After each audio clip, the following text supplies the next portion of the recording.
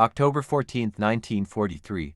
The sky over northern Germany is a pale, lifeless gray. Staff Sergeant Daniel Mercer grips the yoke of his B-17 Flying Fortress as the bomber formation cuts through thin air at 30,000 feet. The aircraft shudders, beneath him aluminum skin rattling like a loose drum in the freezing slipstream. The oxygen mask presses hard against his face. His breath fogs the edges of his goggles. The radio crackles. Steady, red leader. Hold formation. Below them lies Bremen U-boat pens, shipyards. Steel arteries feeding the German war machine. The mission planners back in England called it necessary. The men up here call it a gamble. Mercer glances left. Dozens of B-17s hang in tight combat box formation. Silver wings level, contrails carving white scars across the sky. Somewhere behind them, P-47 escorts have turned back. They're alone now. He hears it before he sees them. Bandits, 11 o'clock high. Dark spakes dive out of the sun Messerschmitts and Focke-Wulfs of the Luftwaffe. Sleek, fast, deadly. They slash through the formation like wolves into cattle. The first explosions are distant black puffs blooming among the bombers. Then one fortress ahead of Mercer takes a direct hit. The nose erupts in flame. The aircraft breaks apart, men spilling into open sky. Mercer's jaw tightens. No time to watch. Gunners open up. The B-17 trembles as .50 caliber machine guns roar from nose, waist, and tail. Brass casings rattle across the metal floor. The smell of cordite fills the fuselage. A German fighter streaks past his cockpit, close enough that Mercer sees the pilot's goggles. For a fraction of a second, their eyes meet two young men suspended between life and death. Then the world explodes. A violent impact slams into their right wing. The aircraft lurches sideways. Warning lights flash red. Hydraulic pressure drops. One engine coughs, sputters, and dies. Engine 3's gone. The co-pilot shouts. Mercer fights the controls. The yoke feels like twisted iron in his hands. The bomber begins to slip from formation, drifting, vulnerable. And then another B-17, damaged and spinning, careens out of the smoke directly toward them. There is no time to turn. Steel meets steel at 30,000 feet. The collision is deafening. Metal screams. The cockpit windshield fractures in a spider web of cracks. The aircraft rolls violently, alarms shrieking as if the machine itself is in pain. For one suspended second, Mercer believes they are already dead, but the fortress does not break apart. It keeps flying, barely. Flames lick along the wing route. The tail gunner is screaming over the intercom. The bomber is no longer part of the formation, it is falling behind. Alone, wounded, and deep over Nazi Germany. Mercer steadies his hands. Assess damage, he says, his voice steady despite the chaos. Because if they are going down, it will not be without a fight. The cockpit fills with the smell of burned insulation and fuel vapor. Staff Sergeant Daniel Mercer forces the yoke forward, countering the roll. The B-17 answers slowly like a wounded animal refusing to lie down. The altimeter unwinds. 29,000 feet, 28,500. Trim left, he barks. His co-pilot, Lieutenant Harris, fights the manual trim wheel, cranking with both hands. The hydraulic lines are severed. They are flying on cables and muscle now. Behind them, chaos. The intercom erupts in overlapping voices. Waist gunner hit just shrapnel. Tail's still there, but it's twisted bad. Bomb bay doors won't close. Mercer spares one glance to the right. The wingtip is gone, sheared clean off where the other B-17 struck them. Jagged aluminum ribs are exposed to open sky. Engine 3 is dead, its propeller windmilling uselessly. Engine 4 spits black smoke. Another burst of flak rocks the fuselage. The Germans below have found their range. Bomb run aborted, Harris mutters. They are no longer part of the mission. They are prey. Out of the haze, a pair of Focke-Wulfs swing back for another pass. The tail gunner opens fire, first .50 caliber tracers arcing upward. One German fighter breaks off. The second doesn't. It dives straight at their crippled wing. Hold her steady, Harris whispers. Mercer doesn't answer. He keeps the nose level. If they maneuver too hard, the damaged wing could rip free. The Focke-Wulf fills the windshield, black cross clear against the sky. Then the top turret erupts, hammering rounds into its fuselage. The German fighter flashes past, trailing smoke. It spirals downward, disappearing into the cloud layer below. A brief cheer crackles through the intercom. It dies quickly. Engine 4 coughs violently and catches fire. A sheet of flame races backward along the wing. Feather it, Mercer orders. Harris pulls the lever. Nothing. The fire intensifies. Mercer makes a decision no manual prepares you for. He reaches down and triggers the onboard fire extinguisher system. One short burst. The flames shrink. Not gone but weaker. They are down to 2 functioning engines on one wing. The aircraft lists again. They will not make England like this. Course correction, Mercer says quietly. We head for the coast. Bail out over land if we have to. No one argues. The formation ahead fades into the distance, silver dots continuing toward Bremen. The sky grows strangely empty around them. For the first time since takeoff, Mercer feels the weight of silence. He looks down through the fractured glass. Patches of farmland stretch beneath. Broken cloud cover. Germany. Enemy territory. If they jump, they will be prisoners. If they stay aboard, they may burn alive. The radio crackles faintly, German voices this time. Close. They are being tracked. Mercer tightens his grip on the yoke as the aircraft shudders again, metal groaning under impossible strain. Behind him, someone begins quietly reciting a prayer, and then the fire flares back to life. The fire spreads faster this time. It crawls along the right wing like a living thing, feeding on ruptured fuel lines. Staff Sergeant Daniel Mercer smells gasoline even through the oxygen mask. At 26,000 feet, one spark is enough. Pressure's dropping across the manifold. Harris shouts. Mercer doesn't answer. His eyes are fixed on the horizon. The fortress trembles, losing altitude in a slow, inevitable sink. 2 engines dead, 1 burning, the 4th coughing like a dying man. In the waist section, Sergeant Cole fights the flames with a handheld extinguisher. White foam sprays uselessly into the slipstream. It's too cold. The chemicals freeze before they spread. Fires inside the wing root. Cole yells, it's getting into the fuel tank. Mercer feels the truth of it through the controls. The yoke vibrates violently. Structural damage from the collision has weakened the spar. If the fire reaches it, he pushes the nose down slightly. We descend, he says. Denser air. Maybe starve it. The altimeter unwinds. 25,000, 24,000. German flak grows thicker as they drop closer to range. Black bursts surround them, timed and precise. The sky looks infected. A shell detonates beneath the fuselage. The entire bomber jolts upward. The radio operator goes silent. Radio's gone. Someone calls. They are blind and alone now. Another burst rocks them closer. The aircraft lurches hard right. Mercer fights to level her, but the damaged wing resists, dragging them into a slow spiral. Dan, Harris says quietly. He doesn't need to finish the sentence. Mercer looks back through the cockpit hatch. Faces stare at him smudged with soot, eyes wide but steady. Boys from Ohio, Texas, Brooklyn, men who trusted him to bring them home. The fire flares again, sudden and violent. Flames punch through the upper wing skin, ripping into the freezing air. That decides it. Prepare to bail out. Mercer shouts. The words hang in the intercom like a death sentence. At 22,000 feet, they begin procedures. Parachutes are clipped on with trembling hands. The bomb bay doors are manually cranked. Open metal shrieking as wind tears through the fuselage. One by one, the crew moves toward the opening. But as Mercer steadies the aircraft for their jump, something shifts. The flames flicker, then shrink. At lower altitude, the airflow changes. The fire weakens, starved of oxygen as fuel pressure finally bleeds off. Fire's dying. Cole shouts disbelief in his voice. Mercer hesitates. Below them, cloud-covered parts revealing the North Sea coastline in the distance. If they can hold together just a little longer. He swallows hard. Stand by, he says. Nobody jumps yet. The fortress groans again, metal warped. Control surfaces barely responding. They are flying on luck now. And luck, over Germany in 1943, does not last long. 22,000 feet. The B-17 still flies. Staff Sergeant Daniel Mercer keeps the nose steady, muscles trembling from strain. The fire along the wing has reduced to a dull orange glow, smoke trailing backward in a thin, stubborn line. The bomber feels lighter, now fuel burned off. Bombs still locked uselessly in the bay. Hydraulics are gone completely, Harris says, scanning dead gauges. We're on manual everything. Mercer nods once. He can feel it. Every correction demands force. The aircraft no longer responds like a machine, it resists, like broken steel fighting gravity. Behind him, the crew stands frozen near the open bomb bay, parachutes strapped on, waiting for the final order. The wind howls through the fuselage, ripping at clothing, pulling at nerves. Coastline, 10 o'clock, the navigator calls. Through fractured glass, Mercer sees a thin gray ribbon beyond scattered cloud. The North Sea, hope, fragile and dangerous. But the Germans see them too. 2 dark shapes rise from below, Messerschmitt Bf-109s climbing hard,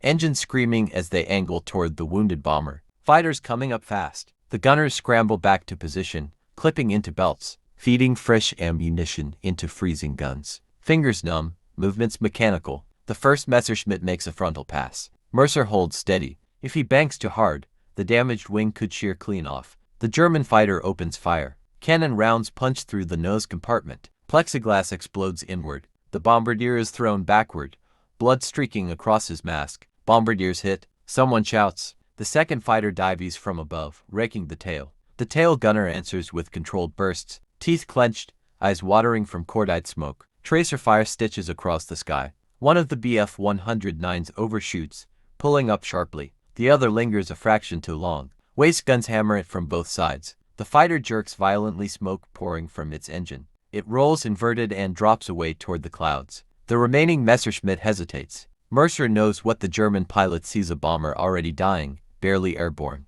The fighter circles once more, then breaks off. Fuel, ammunition, or mercy. No one speaks as the sky empties again. Altitude, 18,000 feet. The North Sea grows larger beneath them, cold, endless, indifferent. "We won't make England," Harris says quietly. Mercer knows it. The right wing dips against structural weakness spreading. The aircraft shudders with a deep metallic groan. "Prepare for ditching," Mercer orders. Silence follows. Ditching a B-17 in the North Sea is almost a death sentence. Freezing water, enemy patrol boats, limited rafts, but it is better than burning. The coastline slips behind them now. Only gray water ahead. Mercer tightens his grip, staring at the horizon. "Hold together," he whispers, not to the crew, to the airplane. And somewhere deep in the fuselage, metal begins to tear.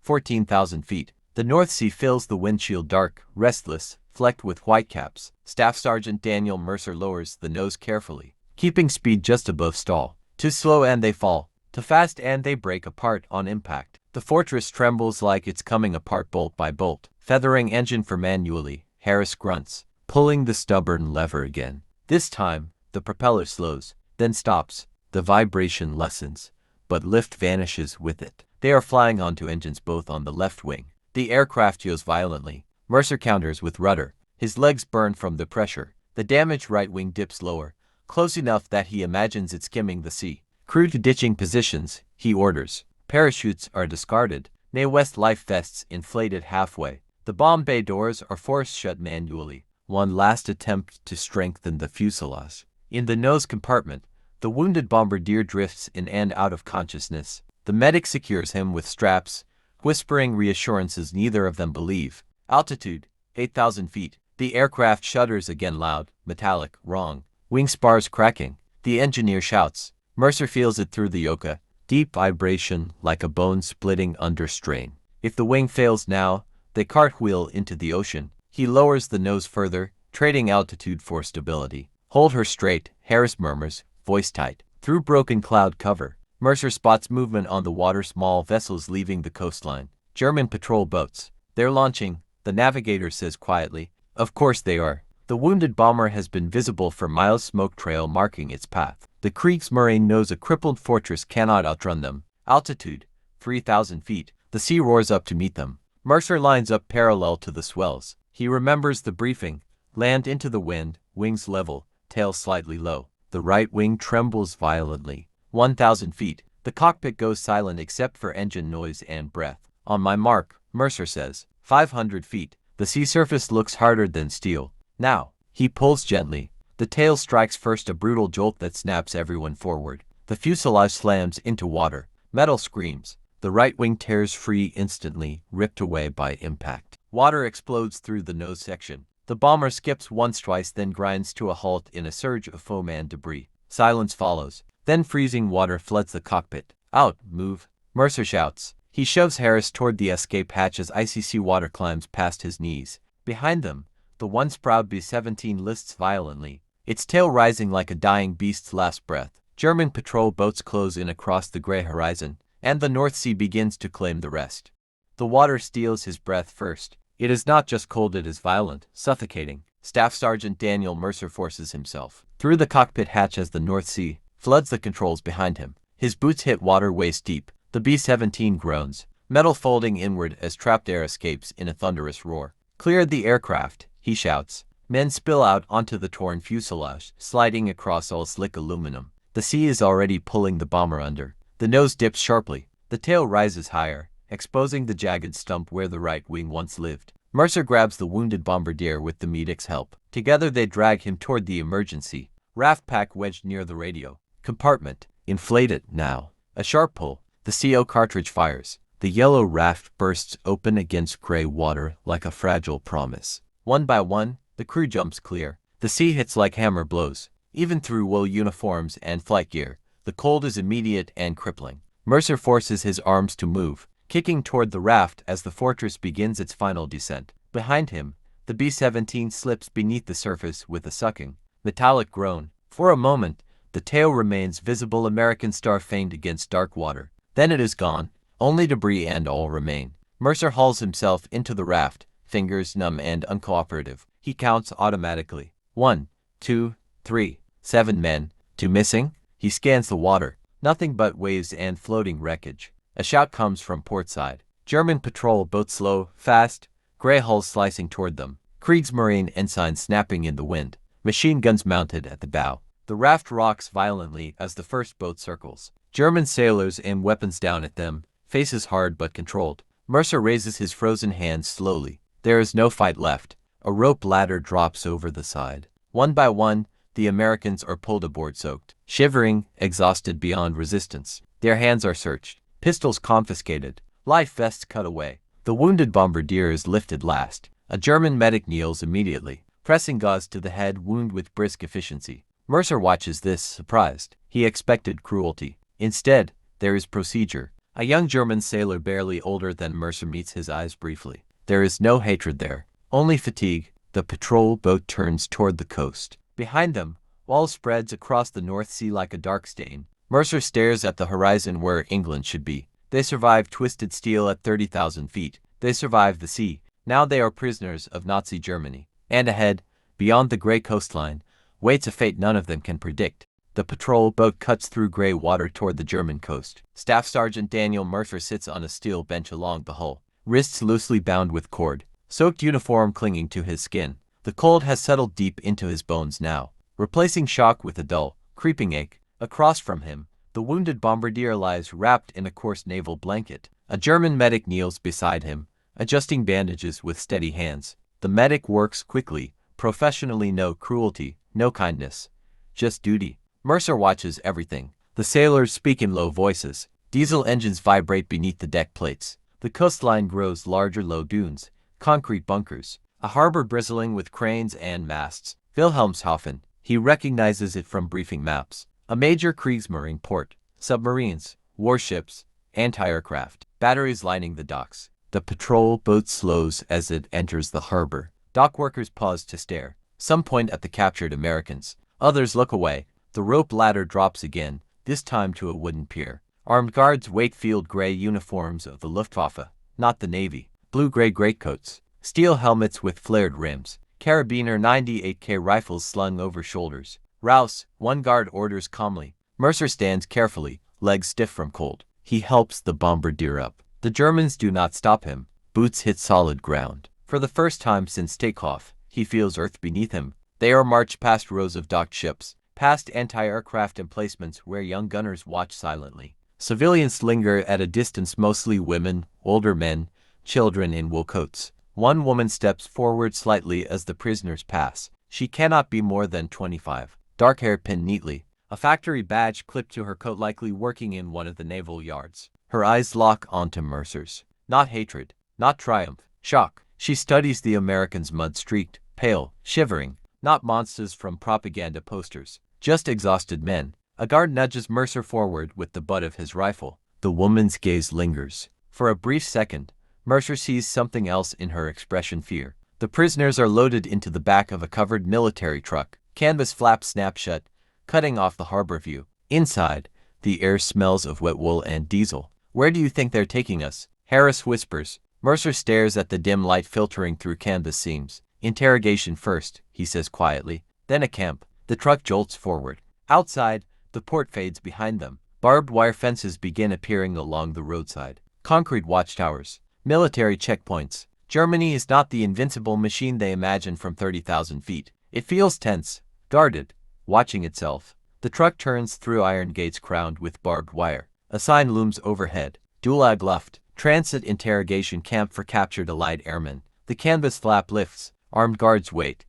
The iron gates close behind them with a final, echoing clang. Stalag Luft, Staff Sergeant Daniel Mercer, steps down from the truck, into a gravel courtyard surrounded by barbed wire and concrete barracks. Watchtowers loom at each corner, searchlights mounted even in daylight. The guards here wear Luftwaffe blue-gray uniforms, crisp and controlled, pistols at their hips. The wounded bombardier is separated immediately, carried toward a small medical building. Mercer starts to follow. A rifle but blocks his path. Oblibt higher, the guard says flatly. He stays here. Mercer says nothing. He memorizes the direction they take his man. The rest of the crew is lined against a wall. Names are demanded, rank, serial number. Nothing more. Mercer gives exactly that. No hesitation. No extra words. Inside the processing building, the air smells of paper, ink, and cold stone. They are photographed one by one, front profile, side profile. Fingerprints pressed into black ink. Personal. Items confiscated. Watches, wallets, a folded photo of Mercer's wife in Ohio. The German clerk studies the photograph briefly before placing it into an envelope labeled with Mercer's number. Interrogation begins that afternoon. Mercer is led into a narrow room lit by a single hanging bulb, a desk, 2 chairs, a potbelly stove giving off faint heat. Behind the desk sits a Luftwaffe officer, clean uniform, iron cross ribbon at his tunic, early 30s, calm eyes. Good afternoon, Sergeant Mercer, the officer says in perfect English. I am Hauptmann Richter. Mercer doesn't react. I hope your flight was not too uncomfortable. Silence. Richter opens a file casually. Inside are aerial reconnaissance, photos, diagrams, even a sketch of the B-17 formation over Bremen. You see, Richter continues, almost conversational, we already know most things. Your group, your base in England, your squadron markings. Mercer stares past him at the wall. The officer leans back slightly. We admire your aircraft, he says. Very strong. To survive such twisted steel. A pause. But machines break. Men break too. Mercer feels the weight of the words but keeps his expression empty. Name. Rank.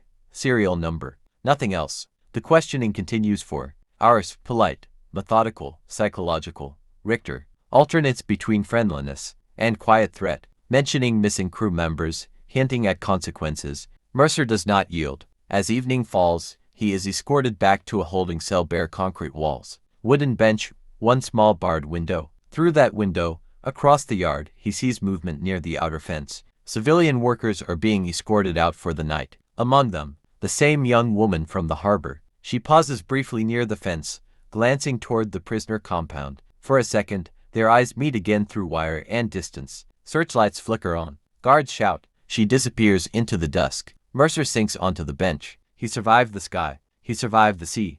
Morning comes without warmth. A whistle shrieks across the yard of Stalag Luft before the sun fully rises. Staff Sergeant Daniel Mercer stands in formation with other captured airmen. Boots still damp, uniform stiff with dried salt from the North Sea. Roll call is efficient. Names checked against numbers. Guards watch closely but do not shout unless necessary. Discipline here is quiet, controlled. Mercer scans the compound carefully. Concrete barracks. Guard towers with MG-34 machine guns mounted behind sandbags. Double rows of barbed wire fencing. Beyond the perimeter, rail lines and low industrial buildings. And civilians. Through a gap near the outer gate, he sees them again, women in factory coats entering under escort. They carry tool satchels and ration tins. War has pulled them into every corner of Germany. Among them is the same dark-haired woman. She walks with others, head lowered. But as she passes the prisoner yard, she glances up. Her eyes move quickly over the line of captured Americans. When she sees Mercer, recognition flickers.